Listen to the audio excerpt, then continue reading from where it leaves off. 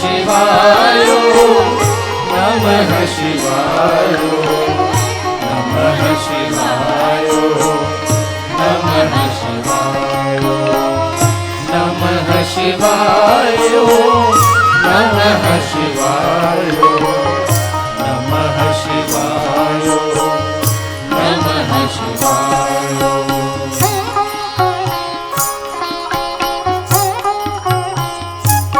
તાળી મહાદેવને વાલી.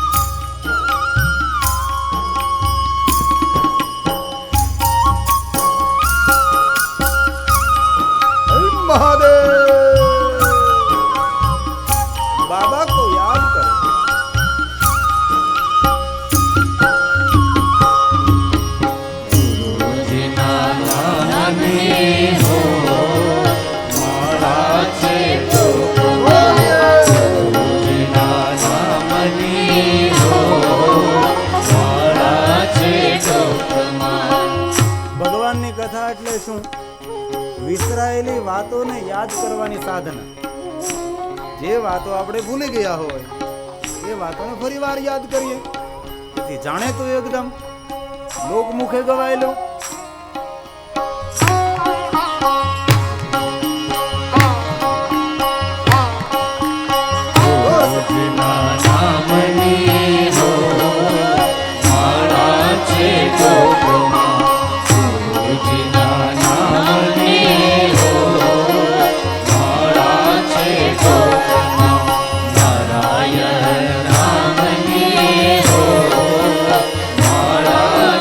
કોકમાં નારાયણ નામની હો મારા છે કોકમાં ખોટું બોલાય નહીં ખોટું લેવાય નહીં ખોટું બોલાય નહીં અવળું ચલાય નહીં અવળું ચલાય નહીં હો મારા છે કોકમાં અવળું ચલાય નહીં હો મારા છે કોકમાં ગુરુજીના નામની હો મારા છે કોકમાં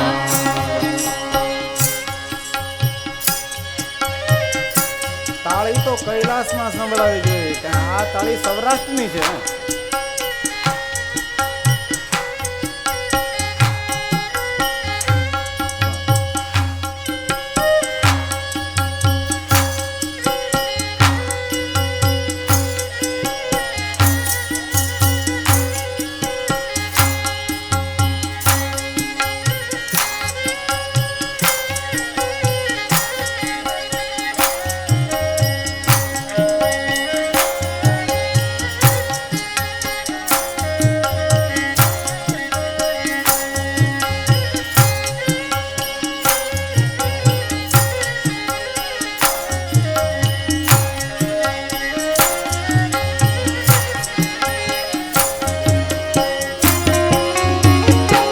મારે હાલરે પડી હર પાર કુંવર ચેલૈયા ચેલૈયા રે કુંવર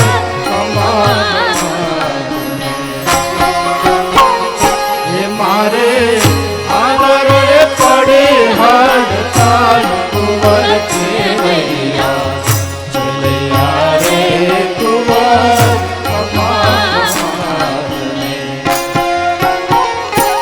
મેં તો મારો છે કળાયેલ મોર કુંવર ચેલૈયા ચેલૈયા રે કુંવર